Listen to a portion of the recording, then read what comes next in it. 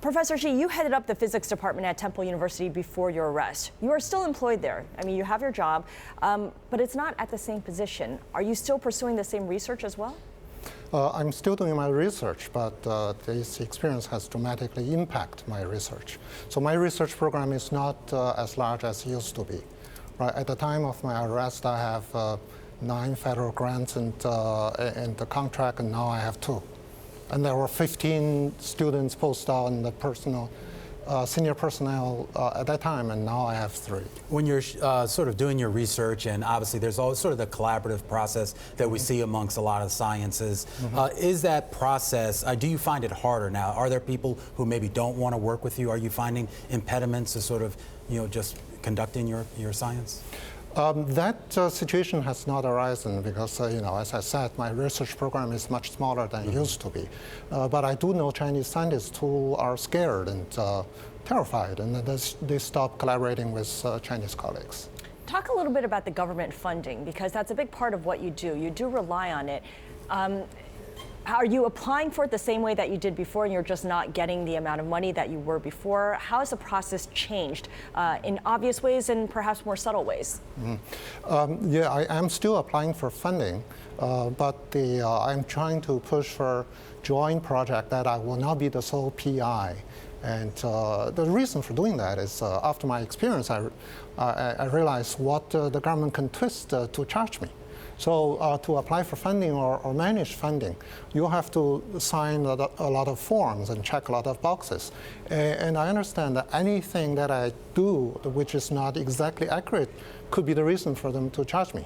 So, given the position that you're in, the stature that you have, and you're saying that you're not willing to or you don't really want to put yourself out there as the #1. You would rather sort of link yourself up with a someone who's not of Chinese heritage, I guess, to sort of avoid the type of scrutiny that you faced before. What does that mean, though, for people underneath you or people who haven't achieved what you have achieved, who are trying to work their way up? Does that put them in a position where they either can't make a name for themselves here in the U.S., or is there still an avenue for a Chinese national or a Chinese American to excel in that field? You're absolutely right. If you don't have funding for research, you cannot establish yourself in the research field. So that's definitely true. And I see 2 kinds of reactions. One kind is some people get scared, and there are people who decide, okay, if I want to get the opportunities in China, they just don't get funding in this country. Or there are people who are just stop collaborating with people in China. And there are another group of people who would think, they say to themselves, this is not going to happen to me. And, I don't break law, I follow the rules, and it's not going to happen to me. But this is not correct because, my own experience tells me that you don't have to do anything wrong to be charged by the government as a Chinese spy. Yeah, it's very sobering. One thing that we've also read about as well, and I think of Xifan Wu, whose career was ruined because she was collaborating with scientists in China as well. This overseas collaboration that we've seen really sprout up in the scientific community, that was essential to pushing American innovation, American science research. Without that, how far can U.S. scientists really pursue their research without the collaboration with their overseas peers?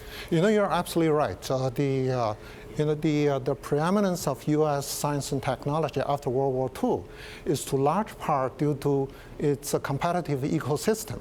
And in that ecosystem, there are 3 parts: government, industry, and academia. And each part has its own functions.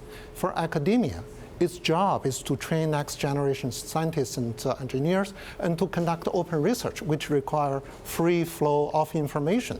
So if you crack down on collaboration on open research, you stifle the American competitiveness and the innovation in science and technology. There are some people, though, that would argue that as far as American competitiveness in physics, in the medicines, that there was a period, a stretch in the United States where it was insular, where they didn't need to go outside of the borders, I guess, for help or with collaboration. That was obviously a long time ago. Do you think it's possible that any country, not just the U.S., can make that type of landmark progress that we saw in the 50s, 60s, 70s without international collaboration? I don't think it is true that there is a period that the United States do not rely on exchange to get advances in science and technology. For one, that there are a lot of scientists who are established in this country making contributions to science and technology. They are from other countries.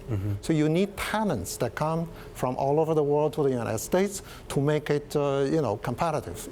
We know that under the current environment, the U.S.-China trade war has led to a lot of concerns about retaliation and racial profiling, more racial profiling. But it's important to remember that your incident stems back to 2015 when the Obama administration was in charge. So it feels like this is not something limited to a Republican administration or a Democratic administration.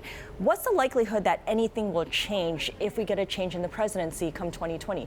What's your outlook 4 years out, 5 years out? You're absolutely right. This is not a partisan issue. This is the American ideal issue. And so a lot of what's happening now all have one similarity to my case. That is, the FBI got access to email accounts of Chinese scientists, and some FBI agents will read your email. And as I said, they try to pick bones out of an egg. Maybe there is bone, maybe there is none. But singling out Chinese scientists for scrutiny, surveillance, and punishment is racial profiling. That's not right. There are probably some second generation, third generation Chinese Americans who think that all of this doesn't apply to them. They don't work with collaborators in China, in Taiwan. What do you say to them? How do you advise them? If your daughter was going to go into this field, how would you advise her? Well, to many people, it doesn't really matter if you come from mainland or Taiwan or first generation or third generation. You are Chinese. And this will happen to every scientist and engineer of Chinese ethnic origin. So you ask me about the outlook. I think the only way to deal with this is for the Chinese American community, for the scientific community to speak up for open research and against the racial profiling.